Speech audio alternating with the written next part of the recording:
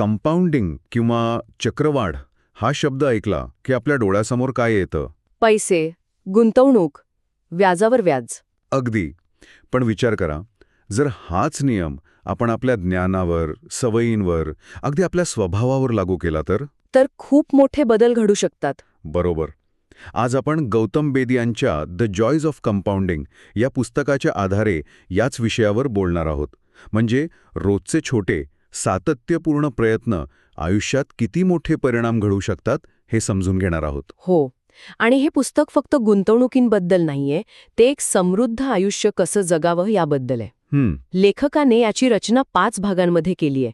ज्ञान मिळवणं, चारित्र्य घडवणं, मग गुंतवणूक, पोर्टफोलिओ मॅनेजमेंट आणि निर्णय प्रक्रिया. ओके. तर आपण आज फक्त पुस्तक काय म्हणते हे नाही पाहणार, तर यातल्या गोष्टी रोजच्या आयुष्यात कशा वापरायच्या यावर जास्त फोकस करूया. उत्तम. चला तर मग अगदी मुळापासून सुरुवात करूया. पुस्तकातला जो पहिला आणि मला वाटतं सगळ्यात महत्वाचा जो संदेश आहे ना, कोणता? स्वतःमध्ये केलेली गुंतवणूक ही सर्वोत्तम गुंतवणूक आहे. हे वाक्य खूप महत्वाचं आहे. पण याचा नेमका अर्थ काय? म्हणजे फक्त नवीन स्किल्स शिकणं की याच्या पलीकडे काही आहे? याच्या खूप पलीकडे आहे. लेखक इथे लर्निंग मशीन म्हणजे शिकणारं यंत्र बनण्यावर जोर देतात. आयुष्यभर शिकत राहणं. अगदी. आयुष्यभर विद्यार्थी दशेत राहणं. पण गंमत अशी आहे की फक्त एकाच विषयातलं ज्ञान पुरेसं नाही. अच्छा. ते सांगतात की वेगवेगळ्या क्षेत्रांतील, जसं की मानसशास्त्र, अर्थशास्त्र, भौतिकशास्त्र, यामधल्या ज्या मूळ संकल्पना आहेत ना, त्या समजून घ्या आणि त्याचं एक मेंटल मॉडेल्सचं जाळं तयार करा. मेंटल मॉडेल्सचं जाळं हे ऐकायला थोडं जड वाटतंय. म्हणजे काय नेमकं? सोपं आहे. चार्ली मंगर यांचं एक प्रसिद्ध वाक्य आहे, ज्या माणसाकडे फक्त हातोडा असतो त्याला प्रत्येक समस्या खिळ्यासारखी दिसते. बरोबर. मेंटल मॉडेल्स म्हणजे तुमच्या डोक्यातली वेगवेगळी हत्यारं. तुमच्याकडे जितकी जास्त हत्यारे असतील तितक्या चांगल्या प्रकारे तुम्ही कुठलीही समस्या सोडवू शकता. ओके. एक उदाहरण द्याल का? नक्कीच. समजा शेअर बाजार का पडतोय हे समजून घ्यायचंय, तर फक्त अर्थशास्त्र नाही तर लोकांचं मानसशास्त्र, त्यांची भीती, त्यांचा लोभ, हे पण समजून घ्यावं लागतं. हेच ते जाळं. समजलं. म्हणजे एका चष्म्यातून जगाकडे न पाहता गरजेनुसार वेगवेगळे चष्मे वापरण्याची क्षमता. अगदी. पण हे ज्ञान मिळवून काय उपयोग जर ते वापरायची समज किंवा चारित्र्यच नसेल तर? तुम्ही अगदी बरोबर मुद्दा पकडलाय. ज्ञान हे दुधारी शस्त्र आहे. त्याचा योग्य वापर तेव्हाच होतो जेव्हा चारित्र्याचा पाया पक्का असतो. आणि त्यासाठी सगळ्यात महत्वाची गोष्ट म्हणजे नम्रता. नम्रता? हो. लेखक म्हणतात की बाजारात किंवा आयुष्यात अहंकारा इतका महागडा दुसरा सल्लागार नाही. मला सगळं कळतं ही भावना तीच आपल्या शिकण्याच्या प्रक्रियेला थांबवते आणि मग मोठ्या चुका होतात. आणि याच संदर्भात इनर स्कोअर कार्ड ही संकल्पना येते नाही का? मला ती खूपच आवडली. हो, सांगा ना त्याबद्दल. म्हणजे जग आपल्याबद्दल काय विचार करतंय यापेक्षा आपण स्वतःच्या नजरेत कसे आहोत हे जास्त महत्वाचं आहे. अगदी. वॉरेन बफे नेहमी हेच सांगतात. काय? ते विचारतात की तुम्ही जगातील सर्वोत्तम प्रियकर म्हणून ओळखले जाण्याला प्राधान्य द्याल की प्रत्यक्षात जगातील सर्वोत्तम प्रियकर बनायला? वा. बाहेरून कौतुक मिळवण्यासाठी जगण्यापेक्षा स्वतःच्या मूल्यांवर ठाम राहणं हे इनर स्कोअर कार्डनुसार जगणं आहे. याला धैर्य लागतं पण समाधानही मिळतं. आणि धैर्याबरोबरच संयमही लागतो. म्हणजे डिलेड ग्रॅटिफिकेशन. Delayed gratification. बरोबर. आजची छोटीशी मजा सोडून भविष्यातल्या मोठ्या यशासाठी थांबणं हे त्या प्रसिद्ध मार्शमॅलो टेस्टसारखं आहे. हो, अगदी तसंच आहे. ज्या लहान मुलांनी एका मार्शमॅलोसाठी थांबून नंतर 2 मिळवले ते आयुष्यात जास्त यशस्वी झाले. हो. गुंतवणूक, आरोग्य, करिअर सगळीकडे हाच नियम लागू होतो. आज व्यायाम टाळला तर भविष्यात आरोग्य धोक्यात येतं. आज पैसे उधळले तर आर्थिक स्वातंत्र्य मिळत नाही. चक्रवाढीची जादू अनुभवायची असेल तर संयम हा त्याचा मंत्र आहे. हाच तो पाया आहे. ज्ञान, नम्रता, तत्वनिष्ठा आणि संयम. ठीक आहे. म्हणजे पाया मजबूत करायचा, ज्ञान आणि चारित्र्य. पण अनेकांना वाटेल की हे तर फिलॉसॉफी झाली. याचा आणि पैसे कमवण्याचा थेट संबंध कसा लावायचा? पुस्तकात हा पूल कसा जोडला आहे? खूप छान प्रश्न आहे. आणि हा पाया पक्का झाल्यावरच तुम्ही गुंतवणुकीचा विचार करू शकता. पुस्तक सांगतं की शेअर बाजाराकडे सट्टा लावण्याची जागा म्हणून बघू नका. मग कसं बघायचं? बिझनेस ओनर म्हणून बघा. म्हणजे जेव्हा तुम्ही एखादा शेअर खरेदी करता तेव्हा तुम्ही त्या कंपनीत एक लहान भागीदार बनता. दृष्टिकोनच सगळं बदलून टाकतो. हो ना? म्हणजे मग आपलं लक्ष शेअरच्या रोजच्या किमतीवर नाही, तर कंपनीचा व्यवसाय कसा चाललाय यावर केंद्रित होतं. बरोबर. आणि मग तुम्ही योग्य प्रश्न विचारायला लागता. ही कंपनी पुढची 10-20 वर्ष टिकेल का? तिच्यात काही स्पर्धात्मक फायदा आहे का? तिचं मॅनेजमेंट प्रामाणिक आहे का? अगदी. या प्रश्नांची उत्तरं शोधताना तुम्ही कंपनीचं इंट्रिन्सिक व्हॅल्यू म्हणजे तिचं खरं मूळ मूल्य काढण्याचा प्रयत्न करता. आणि इथेच तो गुंतवणुकीतला सर्वात महत्वाचा नियम येतो, margin of safety. Margin of safety? पण अनेकदा लोक याचा अर्थ फक्त स्वस्तात खरेदी करणे असा घेतात. यामागे काही खोल विचार आहे का? नक्कीच आहे.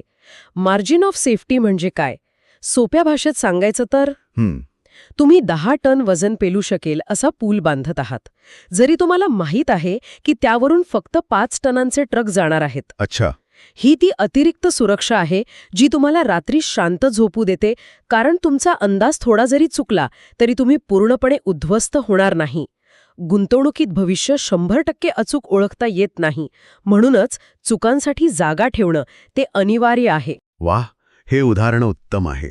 म्हणजे सर्वाधिक परतावा कसा मिळेल यापेक्षा मी या खेळातून बाहेर फेकला जाणार नाही याची खात्री करणे जास्त महत्वाचे आहे. To finish first you must first finish. शर्यत जिंकायची असेल तर आधी ती पूर्ण करायला हवी. अगदी अचूक. म्हणूनच लेखक नुकसान टाळण्याला सर्वाधिक महत्त्व देतात. कारण 100 रुपयांचे 80 रुपये झाले म्हणजे 20% नुकसान. तर 80 रुपयांचे पुन्हा 100 रुपये करण्यासाठी तुम्हाला 25% परतावा कमवावा लागतो. नुकसान भरून काढणं नेहमीच जास्त कठीण असतं. बरोबर. आता आपण काही प्रॅक्टिकल टूल्सबद्दल बोलूया. पुस्तकात चेकलिस्ट आणि जर्नल लिहिण्याचा सल्ला दिला आहे. हो. खरं सांगायचं तर हे खूप प्राथमिक शाळेतल्या गोष्टी वाटतात. म्हणजे करोडोंच्या गुंतवणुकीचे निर्णय घेताना या साध्या गोष्टी खरंच फरक पाडतात का? तुमची शंका स्वाभाविक आहे. पण विचार करा, पायलट विमान उडवण्याआधी शेकडो गोष्टींची चेकलिस्ट तपासतात. हो, ते तर खरंय. डॉक्टर ऑपरेशन करण्याआधी चेकलिस्ट वापरतात. का? कारण माणूस कितीही हुशार असला तरी तो चुका करतो. विशेषतः जेव्हा भीती, लोभ, घाई अशा भावना असतात. चेकलिस्ट आपल्याला भावनिक निर्णयांपासून वाचवते. गुंतवणूक करण्याआधी कंपनीवर कर्ज किती आहे? मी ही कंपनी खरंच समजतो का? हे मूलभूत प्रश्न आपण स्वतःला विचारले आहेत की नाही याची ती खात्री करते. म्हणजे चेकलिस्ट आपल्याला आपल्याच मूर्खपणापासून वाचवते. ठीक आहे, हे पटलं. पण जर्नल लिहिण्याचं काय? जर्नल म्हणजे एक व्यावसायिक डायरी आहे. तुम्ही एखादा शेअर का विकत घेतला किंवा का विकला त्यामागची तुमची विचार प्रक्रिया काय होती हे तुम्ही त्यात लिहून ठेवता.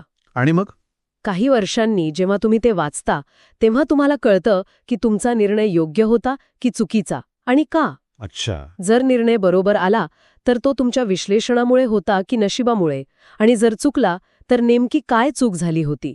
स्वतःच्या चुकांमधून शिकण्यासाठी जर्नल इतकं प्रभावी साधन दुसरं नाही. हे खूपच शक्तिशाली आहे. म्हणजे आपण आपल्या विचारांचाच मागोवा घेत आहोत.